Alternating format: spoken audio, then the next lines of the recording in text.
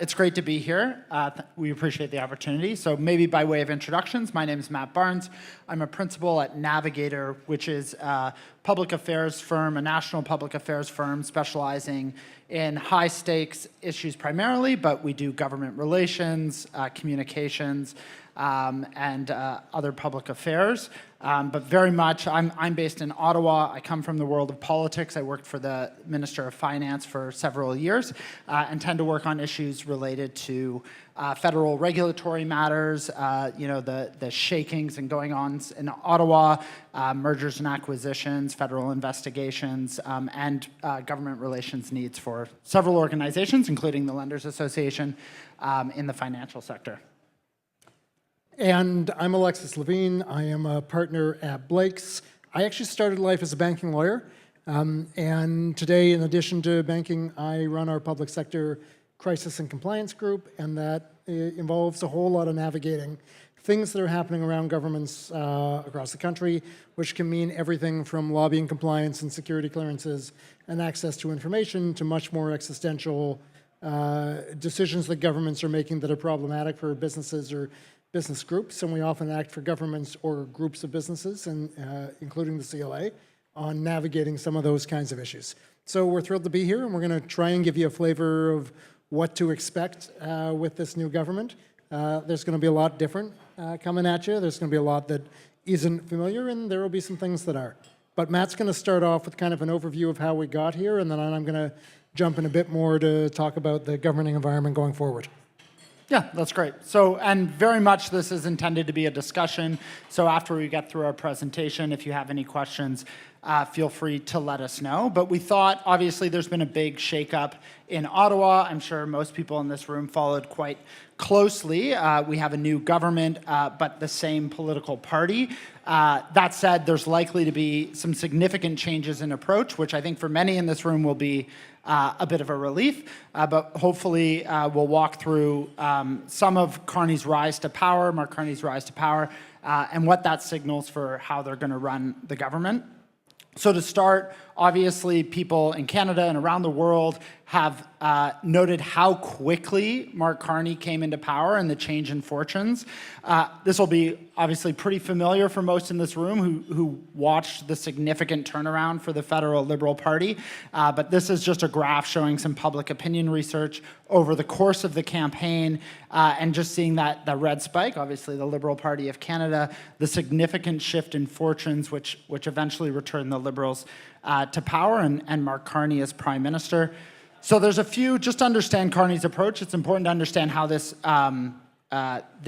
significant shift happened and the milestones that got us there. So one is obviously on November 5th, 2024, President Trump was elected in the US, significantly changing Canadian sentiment towards the federal government, especially looking at their alternatives in the Conservative Party and seeing similarities with the leaders south of the border. And then in December, the big spike we see is the resignation of Justin Trudeau, which we'll all remember, but significantly shifted the fortunes of the federal Liberal Party. And then over the duration of both the leadership campaign for eventual Prime Minister Carney and the general election, the ongoing tariff dispute continued to contribute to what ultimately ended up being the core ballot question.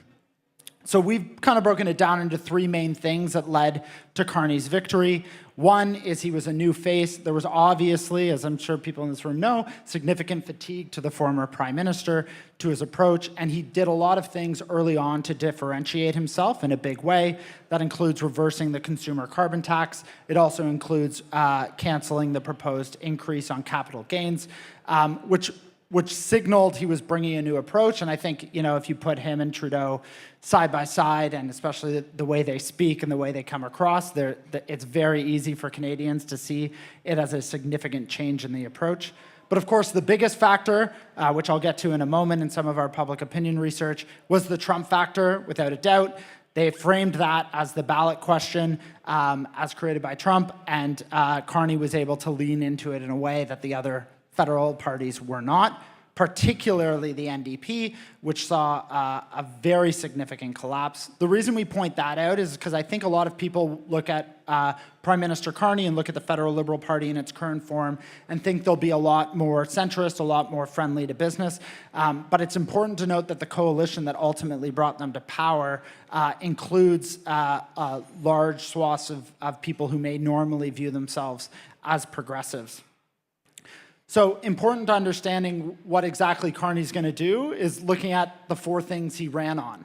I would say that they are very much committed to this. He's very much personally committed to this vision. And as they put forward their initial policy planks, or for people in this room who have asks of government, we're emphasizing how important it is to align with what Mark Carney views as his mandate and the mandate of his government.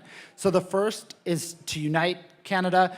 Now that obviously is bringing together the country during the crisis and is in response to the US tariffs. And we can see that today. He's meeting with the First Ministers in Saskatchewan. He views this in his mandate when he was first elected as Prime Minister. He viewed it as particularly important and tried to show consensus very early on.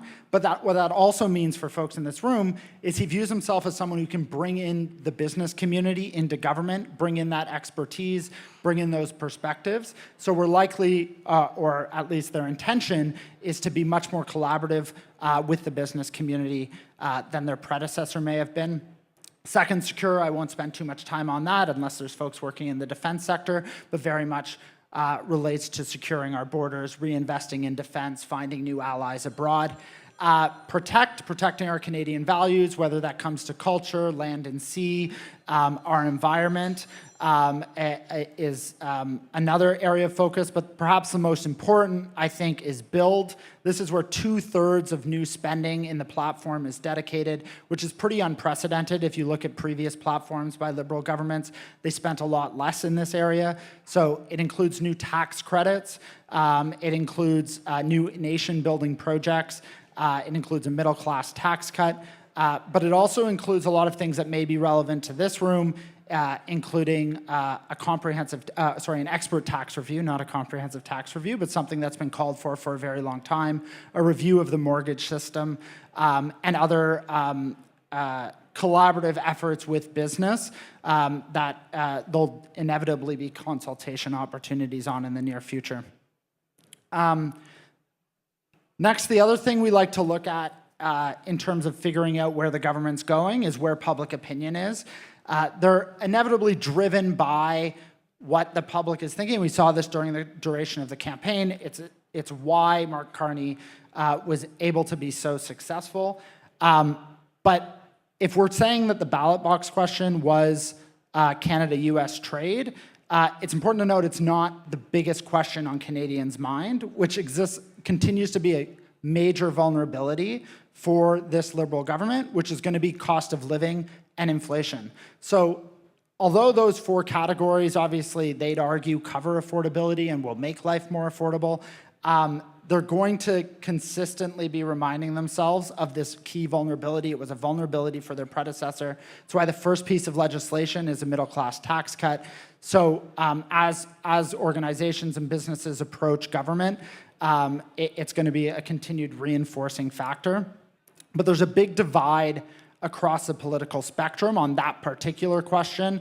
So this, by the way, I should have mentioned, this is research Navigator conducted coming out of the election. So it really is a pulse of like, what is the election day read on where Canadians want the Liberal government and Mark Carney to focus. And that divide between Conservative voters, which were heavily focused on cost of living and inflation, and Liberal voters, which drove him to victory and were focused on trade with the United States, is going to continue to be a key vulnerability that the government's going to need to address. And very briefly, before I turn it over to Alexis, just because I think this is super, super interesting, and I'm sure most people in this room have seen the rise in patriotism and Canadian pride. So we've taken a look at what that's meant for Canadian sentiment on US businesses and how Canadians want their government to address the crisis. So when I said earlier that public opinion research is a really good way to know where the government is heading, I think this graph is a great illustrator of that, because we've seen through the duration of the campaign, and this particular poll was taken mid-campaign, but his predecessor talked a lot about dollar-for-dollar retaliatory tariffs, responding in kind to what the United States put on us, but that slipped very quickly over time as Canadians realized the economic impact on their cost of living. So prioritizing new trade agreements with non-US countries rose to the top and was reflected very clearly in the way Mark Carney spoke during the duration of the campaign.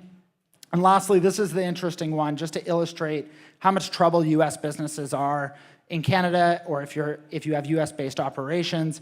The level of trust in American businesses and comfort in American businesses in Canada has taken a complete nosedive.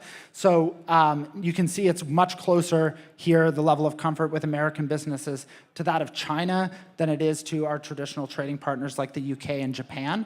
Obviously this is a moment in time, sentiment shifts. This was taken at a time when the tariff war was certainly more heated, although over the last couple days it's spiked up a little bit more again, so who knows? But certainly is a major vulnerability for businesses that have US operations or US businesses looking to navigate the trade environment. Turn it over to you, Alexis. Great, and just to give you a sense as to how dynamic this environment is, I mean, I think Matt and I are gonna try and put on our prognosticating hats here and tell you a little bit about what you can expect, but by way of a little bit of context, we sat down on Friday to finalize this presentation, and today several of the things in the presentation have changed. So that's a very dynamic decision-making environment. Things are moving quickly. A couple of key factors. First of all, we have a central banker in chief as Prime Minister. A former central banker as Prime Minister. Obviously, there are direct impacts to that because he will have views as to how to handle the economy and the lending market and inflation that are very well informed and very nuanced. But there's a real indirect impact to that too, which is you will see decision makers are reluctant to impose their own policy views or their own positions on factors like inflation or lending markets or the regulatory environment because they know that the Prime Minister will have a specific and very well-informed view. So that actually is a good opportunity for folks in the banking and lending space to urge some caution and some diligence and some care in the way these sorts of decisions get made. Not to cast any aspersions on any previous finance ministers, but certainly we've all seen in the last 10 years some decisions that got made without real careful thought about the knock-on policy implications of that. And I think you'll see more deference to the policy piece.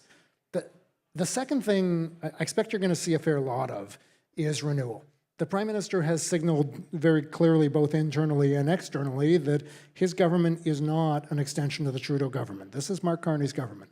And you will see a willingness to depart from policy positions that were passed, a willingness to depart from personnel that were in roles that were in past, and a willingness to say, look, that issue that was created was not created by this government, it was created by the previous one. And I think that's an important thing to understand. There is not just a political desire, but a policy willingness to create a separation between Mr. Trudeau's government and Mr. Carney's government. You should expect real focus on data, not on headlines, when making decisions, and that is a little bit new. Governments always, at the end of their mandates, move more towards headlines than they do toward long-term data. Their incentives tend to be shorter term. I think you will see longer-term decisions driven by data coming up. Flux is the third theory, and what I was going to say is from the Chief of Staff on down, there are many key roles remaining to be decided, but as of yesterday, now what I'll say is, other than the Chief of Staff on down, there are probably only a handful of people in this government who know for sure what they're going to be doing outside of the cabinet ministers that have just been sworn in. There's at least one Deputy Chief of Staff who's clearly going to remain in that role. There's a Chief of Staff. There's at least one report on the Principal Secretary. And beyond that, A lot of ministers have not finalized their chief of staff. The chief of staffs have not done hiring in their offices. The political staff environment, there's a lot of turnover coming. And we could see lots of folks coming in from outside. We could see a return of some familiar faces. We will certainly see a lot of shuffling and churn. That flux goes beyond just knowing who's going to be sitting in what chair and what approach they're going to be bringing, but it also means that because of all that change, some of the functions of government are going to slow down. So by way of example, you have about 500 to 800 staffers currently in churn. That's going to create a lot of work at the Information Security Directorate, which means things like security clearances. If you're looking to get those for your organization, expect an extra 6 weeks to 8 weeks in that process, just because of the number of new people coming into government who are going to have to get security clearances. So we're already seeing a real slowdown in security clearances, and I expect that to continue really through the summer as the government staffs up and brings on staff. It is probably September before we see a fully staffed government. And of course, the unique feature of this government is at 169 seats and a near majority, people are not really sure what they're being hired for. Is this a 2-year mandate? Is this a 4-year mandate? It's pretty easy in a 4-year mandate to recruit people. It's typically quite difficult in a minority government to recruit experienced talent. And so there will be a bit of a iterative process here where ministers go out and try and recruit people from, experienced people from other sectors to come in, and there will be a conversation about how real is this as a minority versus a majority. Because certainly with 3 seats, it's very close to being a majority. Finally, this is a prime minister who brings a very decisive approach. You shouldn't expect decisions to languish. I know we saw decisions that sat for a long time under the previous government and previous ministers. And in part, that's a feature of governments that get big and busy, but there's generally no incentive on government to do something. The easiest decision for government to make, the lowest risk decision for government to make, is to do nothing, is to decide we're not going to take a risk, because if we do something and it goes badly, we can get blamed for it. But if we do nothing, we can blame the last guys for it. And therefore, the political incentive is often to do nothing. That is not this prime minister's approach. This prime minister makes decisions. He's hired a chief of staff who is known for making decisions. I do not expect as much kicking the can down the road, which frankly was a conscious strategy of the last government of saying, we're not going to make this decision now. We're going to wait. You will see less of that in this government. And the smaller cabinet will also help in this regard. And the fact that there is a perceived economic crisis with what's happening south of the border and the tariffs will also help. Decisions will get made quickly. You will see a very busy next few weeks in the House of Commons and quite a lot of activity going on. Let me just pause there for a second to see if we have any questions, concerns, expressions of outrage. Well, it's a good question. Sorry, the question was, there's only 8 sitting days, how busy is it going to be? I think the answer is there's going to have to be some water put in the wine between the agenda and the number of sitting days, and there may need to be an omnibus approach. Maybe I'll just stop there on that front. But obviously the budget's been pushed to the fall, and so you're going to have to see interim supply get passed because they can't issue special warrants. But beyond that critical piece of business to keep the lights on, I actually expect that you will. And we did have some interim supply. We've already had some interim supply, do we not? Yeah, they're debating public accounts, I think. Or right. they voted on public accounts. I'd also say there's a bit of a, and we were talking about this earlier, there's a bit of a wake-up call happening in that this is a government that has constantly projected them as a government that's going to move quickly and with speed, and then here we are talking about key positions like chief of staff not being locked in until yesterday. And that exists for legislation too. I mean, the procedural side of it is, I know the government was very inclined to pass 3 pieces of legislation before the summer. They reiterated it consistently throughout the campaign, and then the Senate, of course, is saying, well, we're not going to sit throughout the summer, so good luck. So. And let me just get crisper, if I can, on the supply business. So from early January, when the Prime Minister resigned on January 6th, I think it was January 6th, until March 27th, the government could not issue special warrants because the House had not been dissolved, and you can't issue special warrants during prorogation. On March 26th, when Mr. Carney called the election, they were able to issue special warrants. That power ceased on May 27th at the throne speech. So they will need to keep the lights on past some interim supply. That's a must-do. And then I imagine there will be some omnibus measure. It may relate to, obviously priorities, tax cuts, infrastructure, tariff response are the things that you're likely to see. So I've got a slide up now that talks about lending issues. What are the issues for this room that are likely to be top of mind? This is by no means an exhaustive list, but a couple of things that you should expect. First of all, housing continues to be a source of major concern. It feeds into affordability, it feeds into infrastructure, and it frankly was in the Liberal platform and is a focus for governments at all levels. There has been a promise of new tools for housing, including direct investment. We will see exactly what that looks like. I don't think the federal government is going to be, hiring people to start actually digging holes in the ground and putting up housing, but I think you will see new tools for housing come online in the very near future, and that could have a significant impact on mortgage environment, on multi-housing investment, on the mortgage insurance environment. There's lots of possibilities there, including possible changes to the structures of how things get done.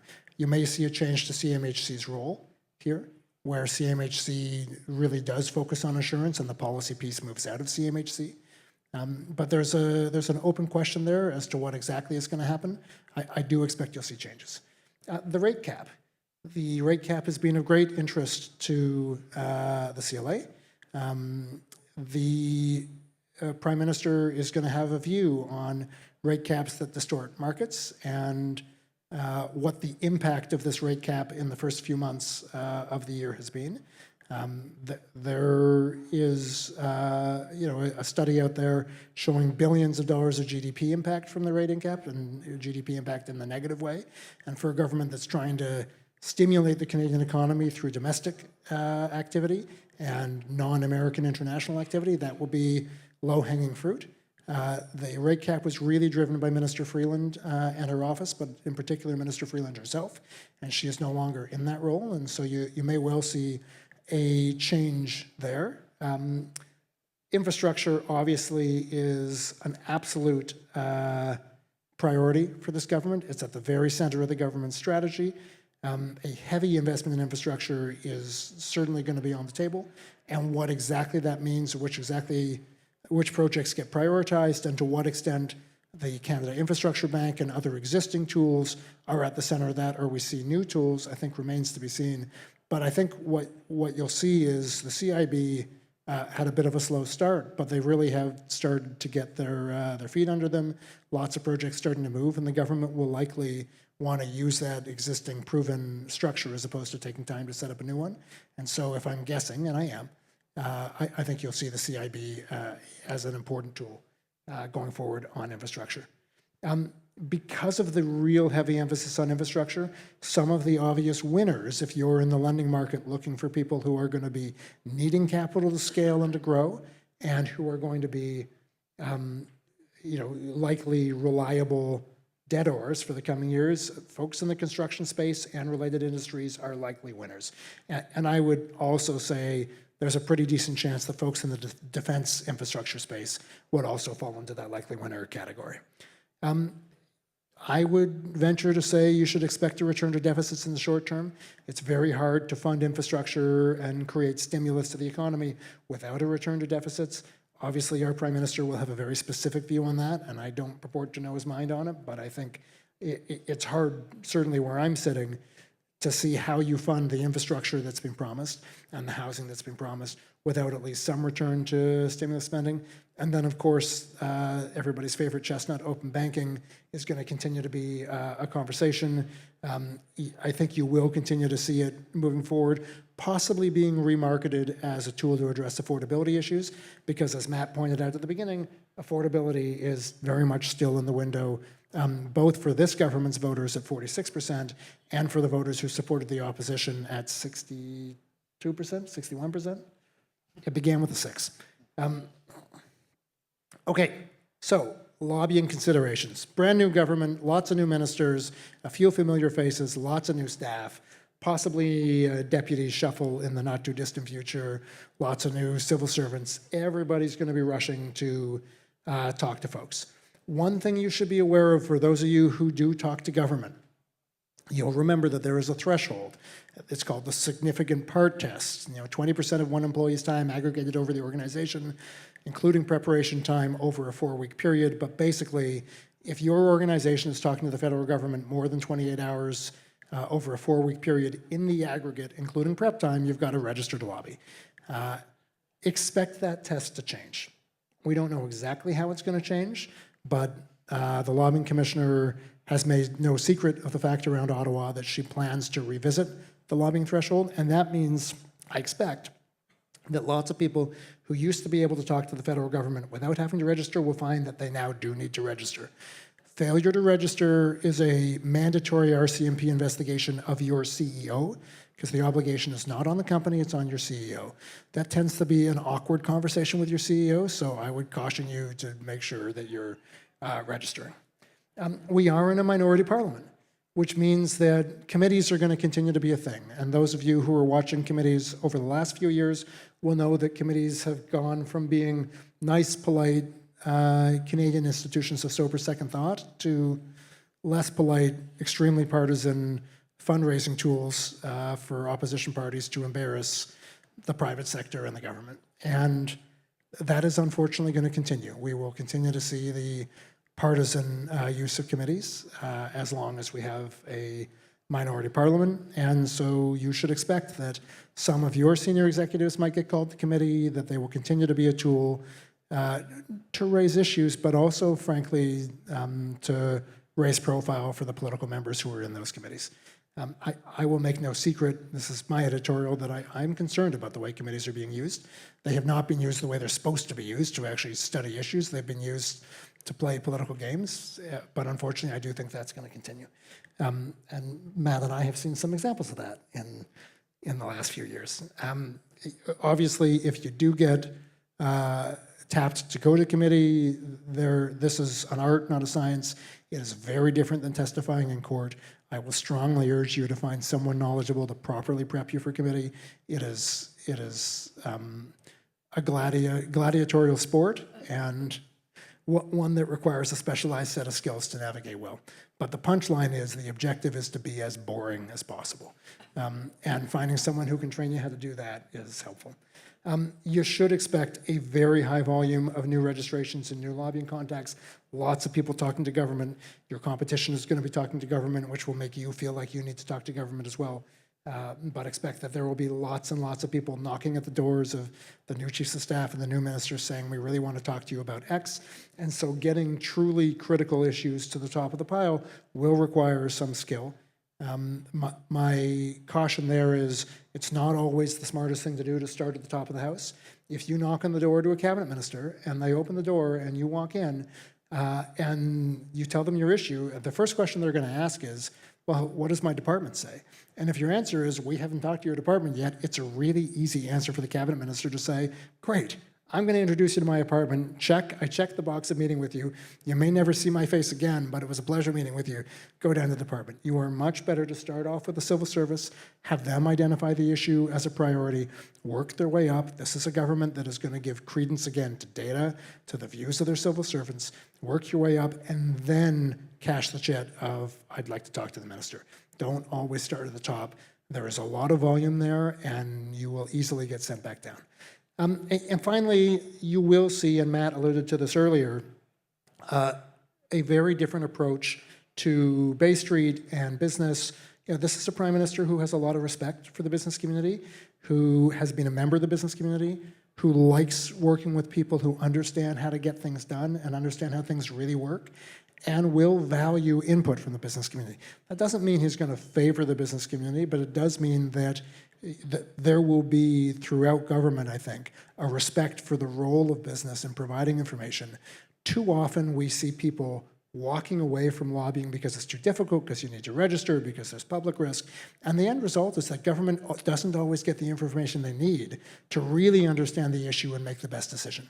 And I think you'll see a lot less of that and a lot more eagerness to make sure that the civil service is gathering intelligence to digest and provide advice, as opposed to providing advice in a vacuum. And I think that's an important development. So I'm going to pause there. We've left ourselves about 15 minutes for questions, and happy to take any.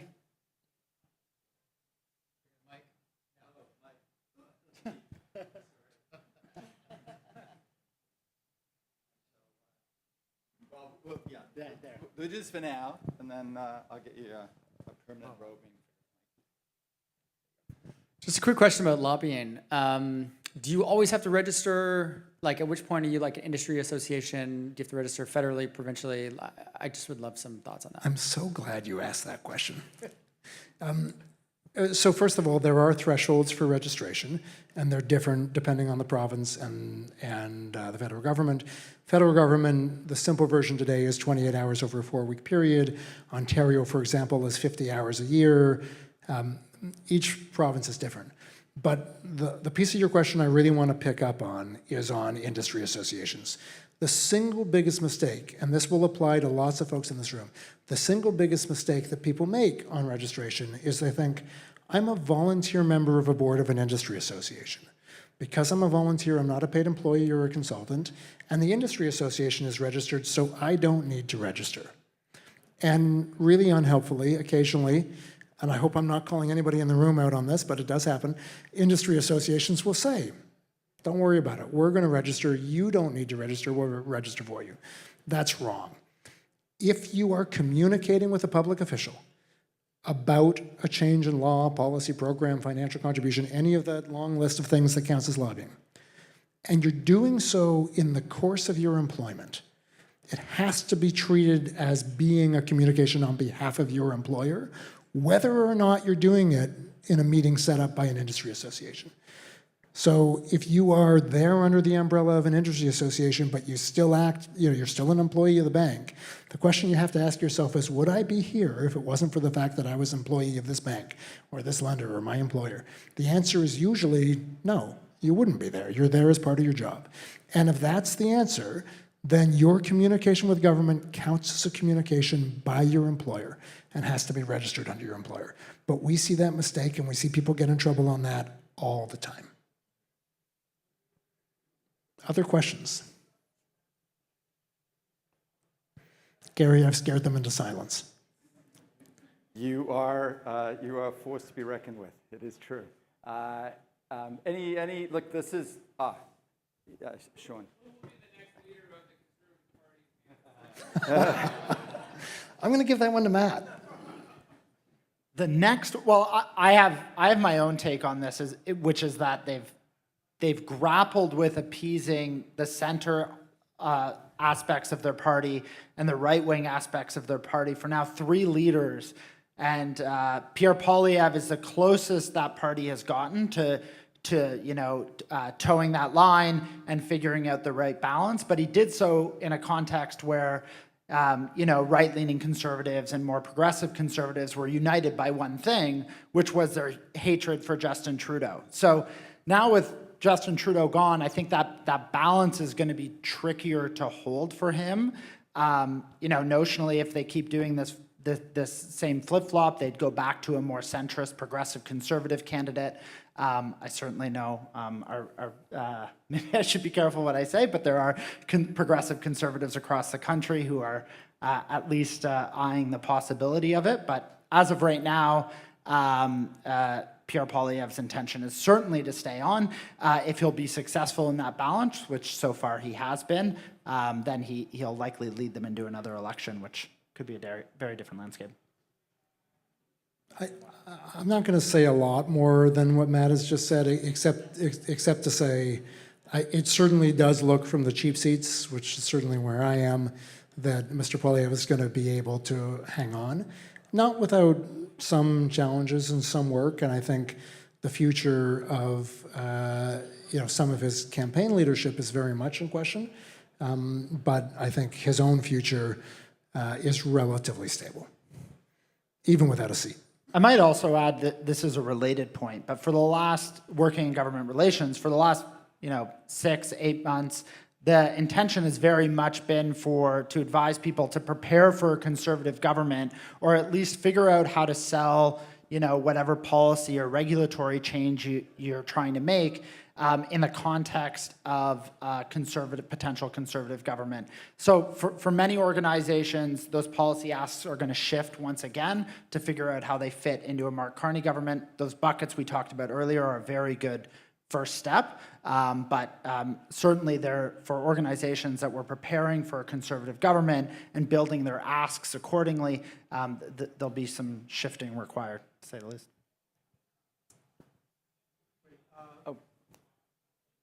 Okay, go again. No? There you go. 2 questions. One, the decision making is going to be quick. That's great to hear. What is Carney's track record, or how do you see execution of what is decided on to be implemented on a timely basis? And then second question, do you think Carney is going to take a leaf out of Ford's book and call another election if he sees the momentum?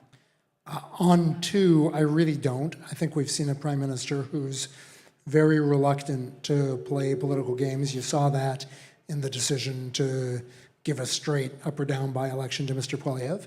So I don't think, never say never, but I have no indication that an early election is the sort of thing.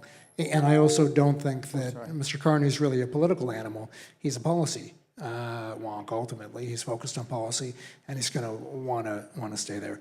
On the execution question, I think the thing that governments do worst is execution, and I suspect if there's an area where Mr. Carney has growing pains, this will be it. So I don't think he'll have trouble making decisions, but I do think wielding the machinery of government requires a certain amount of expertise and experience that he'll be gaining over the next period of time. I'll give you an example of that, Rajan. So when you make a decision to hire somebody, you have a conversation with them, it feels pretty good, you say, okay, great, well, I'll see you on Friday, we'll get you plugged in with HR. And if you forget to, call HR, they get there on Friday, and then you call HR and say, hey, I forgot. This person's starting today, and can you get her a badge and get her a desk, and we'll get her to work. That's great. If the Prime Minister has a conversation to hire someone, the Privy Council office needs to know. The relevant minister in whose ministry this policy issue arises needs to know. Let's say it's a trade issue. The Minister of Foreign Affairs and International Trade needs to know what's going on. The Treasury Board needs to know so they can run the paperwork. The Communication Branch needs to know so they can put out a release. The appointments desk and the PMO better be informed. The Deputy Minister and the relevant department better know, and their branch. There are about 15 people that need to know. And if you're a brand new Prime Minister who's never done that before and has a conversation with someone, and there isn't someone in the room with you, you may not even think about all these 15 people, the policy shop. I haven't even begun listing all the folks that would need to know, that need to be in the loop for this one small, tiny decision to be implemented. And that's where execution risk comes in. My own personal view is, a Prime Minister should never be in a meeting by themselves. Full stop, ever. There should always be someone who can take some of those actions. And that will be the place where this will be very new for Mr. Carney, and he'll have to get used to that. So execution risk, I think, is a good call out. It's probably the toughest question. I'll just add to that briefly, if it's any silver lining. And he's definitely signaled himself as a pragmatist. I would say a more blunt way to, from an interpersonal perspective, is he doesn't suffer fools. It's been reported, but there's an expectation that if a minister isn't working out, they'll be moved out of a portfolio much quicker. Similarly with staff. That can be his intention, and we can see where that leads in execution, but it is certainly the impression they're leaving out there to the folks on the Hill. Sorry, just quick question at the back here. I'm going to tee up my own panel, which is next. On the digital asset front, this is obviously a huge issue in American politics, election, and it snuck in a little bit from some Polyev comments previously, but it's by and large hasn't been something that's been broadly brought up as a big wedge issue or people taking sides on it. Obviously, Mr. Carney has had some positions in the past from the Bank of UK, and has had some positions currently on that. Where's this administration at on the digital asset question? And I know that's a big, broad one, but just curious your takes. I don't know that they're anywhere on the question, to be honest. I mean, I do think Canada's a bit behind on the question. Some would say more than a bit behind on the question. And I do think there are very significant privacy implications, which get tricky. But I don't know that this is on the list of the top 40 things the government's thinking about right now.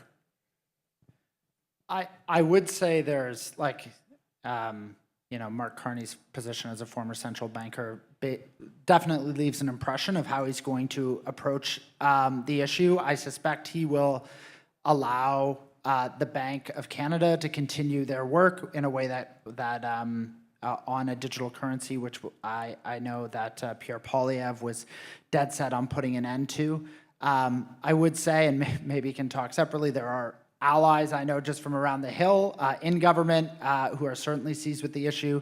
They see what's happening south of the border. They see politicians there leaning into the policy area. So I certainly, as Alexis said, I don't think it's a top 30 issue on the government's mandate, but it's certainly on people's mind.